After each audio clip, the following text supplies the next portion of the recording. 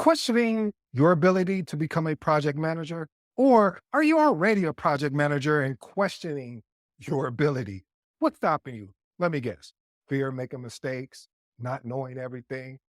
What if starting before you are ready is the true key to success? In today's episode, we will talk about building confidence, trusting the process, and most of all, leading with resilience. Point number one, building resilience against criticism. Again, building resilience against criticism. Negative feedback can discourage new PMs and it starts affecting their performance. I've watched it time and time again. And the reason why this is important is because criticism is one of those things that if you do not handle it correctly, it can really attack and make you second guess and doubt your confidence. Let me tell you a quick story. I remember when, even to this day, I still remember this is when I was leading a project and I was asking a lot of, information from one of our stakeholders as well as another project team resource. Well, they got together, had a conversation, was like, man, this project manager is demanding and et cetera, et cetera. And they sent an email 2 levels above my manager about how they was basically criticizing me about how aggressive I was of requiring things. But see, what they failed to understand and not even realize is that information or that request to be aggressive to make sure we finish on time, finish in within scope, finish with good quality, and of course, finish within a budget. They didn't understand all those aspects. And I got that email from this individual because what happened was the leader actually hit reply all, added me to the email. And when I seen it, I was shocked because these people, these two resources, I had one-on-one conversations with them. I had conversations with them in a group form as well. And we never really, I never sensed that they had that type of approach towards me. So I want to advise you and let you know, I don't care how high or low you are with right now in your career, you will receive criticism. But the key, and I do mean the key point here, is how you build resilience from that. And that's trusting in yourself. That's listening to these type of episodes. That's really taking more of a active approach to your career by getting better. Here's my actionable tips. Separate personal feelings from professional feedback. Use criticism to identify blind spots and strengthen your leadership abilities. Point number two, acknowledge that you don't know everything. See, a lot of PMs, they feel pressure to have all of the answers, to know what right questions to ask or questions not to ask. Let me explain why this is important. Trying to appear as all knowing can damage your credibility. Here's my actionable tip. Be honest about what you don't know and have the courage, and I use the word courage very strong, to leverage your team expertise and seek guidance when needed. Point number three, believing in your ability to lead. Again, believing in your ability to lead. New PMs often doubt their capability to lead projects due to lack of experience. Why is this important? Self doubt can erode confidence and prevent effective leadership in impacting team morale. Family is so important that you focus on having the ability to say, they hired me for this role. And again, going back to point number two, I don't know anything. However, I am willing to learn what I don't know, and I'll make sure that I'll even look back on my past experiences, see what I can extract from that to be successful. Actionable tip. Reflect on past achievements and transferable skills. Remind yourself leadership is learned through action. Say it with me, action. And number two, set small, achievable goals to build this confidence. See, confidence is a step by step approach. It's not oh, I'm confident now. Even seasoned project managers like myself, we still have to continue to build our confidence. We still have to go through the process. See, most people won't share this with you. They'll just tell you, yeah, I've led multi-million dollar projects. So I have the confidence to lead it. No, yeah, you do. But then that's the conjunction, but meaning that you still are, taking on a new project and what makes it a project is it's new. So you don't have all the pieces. You may have a framework of the pieces, but you're going to run into roadblocks that you didn't prepare for, that basically more or less you didn't plan for. Hey, family, just a FYI, just want to let you know I got the 8 secrets of real world success. This is the ebook. of 8 actionable strategies to succeed as a project manager. I want to give it to you guys for free. So there's a link. So click on it, take advantage of it, because eventually I will be pulling it down and actually publishing it to Amazon. And I hope you purchase the book as well while you're there. Pick up the Magnetic Project Manager book as well. And then also, I put together 8 AI prompts for you just around project artifacts, like the charter, scope statement, and things of that nature. These are so valuable. I wish I had these when I was first starting off in my career as a project manager. Point number 4, start before you feel ready. Start ugly. See, this was inspired by a book called Start Ugly. The author is Chris K. I say K because I don't know the rest of his last name. And if I'm being transparent, just how to say it. So again, Start Ugly, excellent read. I recommend that book. Matter of fact, I actually reread the book today before I actually filmed. So waiting for a perfect moment or for complete knowledge can delay progress. And PS family, for full transparency, I am still working through this myself. You see, a lot of times I want things to be perfect. For example, the magnetic project community that I've been telling you guys about, I wanted it to be perfect. I want to get, and you know what? We're not even going to do that. So Monday, this is a formal announcement on I think that's the 20th, January 20th.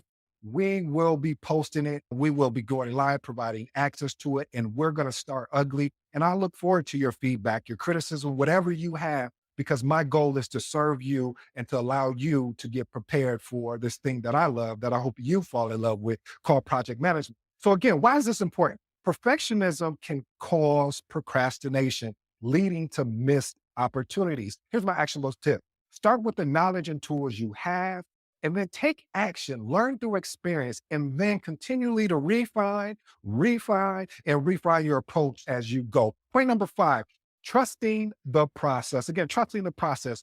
No PMs may feel overwhelmed by the complex processes, frameworks, and methodologies. I get it. I remember when I started in this, there was like, okay, well, we're going to use EVM and we're going to use a Microsoft project, and we're going to take Microsoft project and push it into another bigger tool.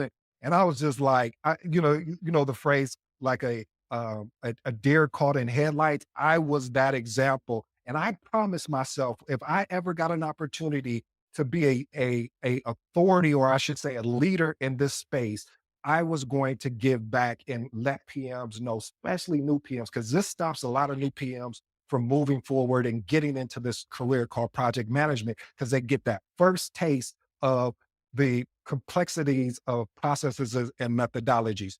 This is important because doubting structure processes can lead to cutting corners and skipping vital steps. Here's my actionable tip. Follow established project management frameworks like the PMBOK. Look at the agile mindset, look at the Scrum framework, look at other frameworks and methodologies so you can get yourself familiar. But your keys, if your key point, if you're leading more what we call a predictive or waterfall type approach, PMBOK is your standard guide. PMBOK, project management body of knowledge. Pick that book up, start looking over things. Don't try to master everything and try to, read. You need to get at a very high level first of understanding what is in the PMBOK, and then tailor your approach to whatever project you are leading by using that as a reference guide and not as I'm going to read this book from cover to end. And I promise you, you won't probably remember some of the things in there because you're not taking time. Oh, this is getting good, to refine your approach to leading projects. And the next actionable tip, trust that each process steps adds value and reduces risk. Adapt when necessary, tailor when necessary, but you must respect the process. Point number 6, overlooking project documentation. Message. Anytime I say message, this is one of those points you want to pay attention to. If you're driving, please keep your hands in a good driving position and keep your eyes on the road. However, if you're sitting and you're stable and without any distraction, this is a point you want to pay attention to. If you followed me long enough, you know the motto here. Documentation beats conversation. Again, documentation beats conversation. So neglecting to document decisions and processes can create confusion. Why is it even important? Documentation ensures continuity, expectations, and accountability. Here's my actionable tip. Keep detailed records of meetings, decisions, and changes in a shared, protected repository. Use templates for consistency. Point number 7, difficulty delegating tasks. New PMs may feel they need to manage everything themselves. I'm thinking I'm talking about myself because when I got into this thing called project management, I just like, yeah, I got to manage everything. I got to control everything. I got to make sure that, that this person, no, no, no, no. This is important because when you start micromanaging, you not only do you lead to burnout, your team leads to burnout and it limits the team's efficiency. They were hired, they're professionals. You need to hold them accountable. And this is why, going back to point number 6, documenting is going to be important because if they're not doing what they said they were going to do, if they're not doing with the commitment that they made, you need to escalate with the proposed solution that you've already implemented. Here's my actionable tip: identify team members' strengths and assign them appropriate tasks.